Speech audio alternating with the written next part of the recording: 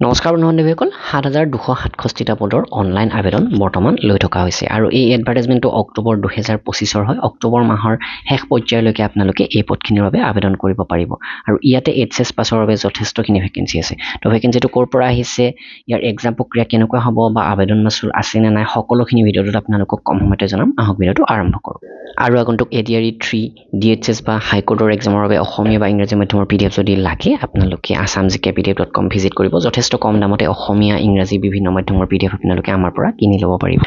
EMRS অৰ্থাৎ national education society for tribal students বা Eklavya model residential স্কুলৰ ফালৰ পৰা এই ভেকেন্সিটো আহিছে সৰ্বভাৰতীয় ভেকেন্সি হয় অসমৰ 5টা স্থানত এনেকুৱা ধৰণৰ স্কুল আছে আৰু ইয়াতে আপোনালোকে পোষ্টিং পাব পাৰিব 19 ছেপ্টেম্বৰৰ পৰা এই পদখিনিৰ অনলাইন আবেদন আৰম্ভ হৈছে আপ টু 23 অক্টোবৰলৈকে আপোনালোকে এই পদখিনিৰ বাবে এপ্লাই কৰিব পাৰিব আৰু এইটো হৈছে অফিচিয়েল ডিটেইল এডভাৰটাইজমেণ্ট আৰু ইয়াতে কি কেটেগৰী পোষ্ট আছে বুলি ক'লে প্ৰিন্সিপালৰ পোষ্ট 225টা আছে PGTৰ 1460টা TGTৰ 3962টা ফিমেল ষ্টাফ নাৰ্ছৰ 550টা আছে হোষ্টেল ৱাৰ্ডেণ্টৰ 635টা একাউণ্টেণ্টৰ 61টা জুনিয়ৰ ছেক্ৰেটেৰিয়েট এছিষ্টেণ্টৰ 228টা আৰু লেব এটেণ্ডেণ্টৰ 146টা এনেকৈ মুঠ 7267টা পোষ্ট এই এডভাৰটাইজমেণ্টৰ জৰিয়তে ভাৰত চৰকাৰে মুকলি কৰি দিছে আৰু ইয়াতে যিসকল বন্ধু বান্ধৱীয়ে বিএড বা ডিএলএড তেনেকুৱা ধৰণৰ কোৱালিফিকেশ্যন আছে বা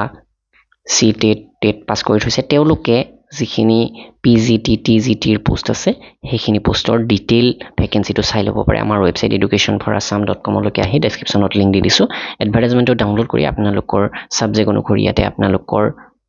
বাবে স্পেচিফিক ভেকেন্সি আছে নে নাই চাই ল'ব পাৰিব এতিয়া ইয়াতে আমি ডিটেইল আলোচনা কৰোঁ প্ৰিন্সিপাল যিটো পোষ্ট ইয়াতে কোৱালিফিকেশ্যন অকণমান বেছি লাগে মাষ্টাৰ ডিগ্ৰী মিনিমাম 50% মাৰ্ক থাকিব লাগিব তাৰোপৰি বিএডত 50% মাৰ্ক আপোনাৰ থাকিব লাগিব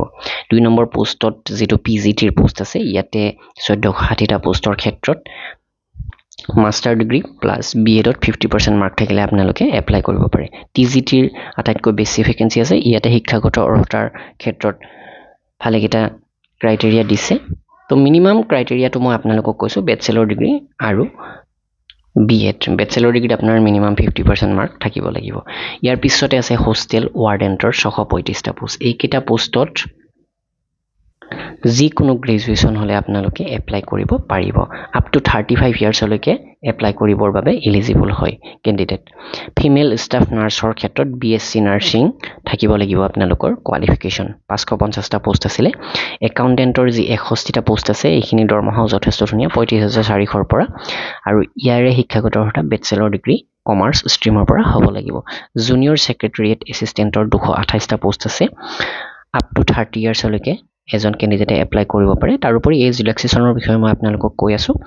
হায়াৰ ছেকেণ্ডাৰী পাছ হ'লে আপোনালোকে এই পোষ্টৰ বাবে এপ্লাই কৰিব পাৰে লেব এটেণ্ডেণ্টৰ 146টা পোষ্ট আছে আৰু ইয়াতে 10 পাছ উইথ লেব চাৰ্টিফিকেট বা ডিপ্ল'মা থাকিব লাগিব তো ইয়াতে যিটো বয়সৰ সময়সীমা দিয়া হৈছে সেই বয়সৰ সময়সীমাটো হৈছে আনৰিজাৰ্ভৰ বাবে যদি আপুনি OBC হয় 3 বছৰ এজ ৰিলেক্সেশ্যন অৰ্থাৎ 30 বছৰৰ পোষ্টত 33 বছৰ তেনেকুৱা ধৰণৰ আপোনালোকে নিশ্চয় এইটো কথা জানে ঠিক তেনেকৈ SC STৰ বাবে 5 বছৰ আৰু PWDৰ বাবে 10 বছৰ এজ ৰিলেক্সেশ্যন দিয়া হৈছে তো এতিয়া আমাৰ অসমৰ ক'ত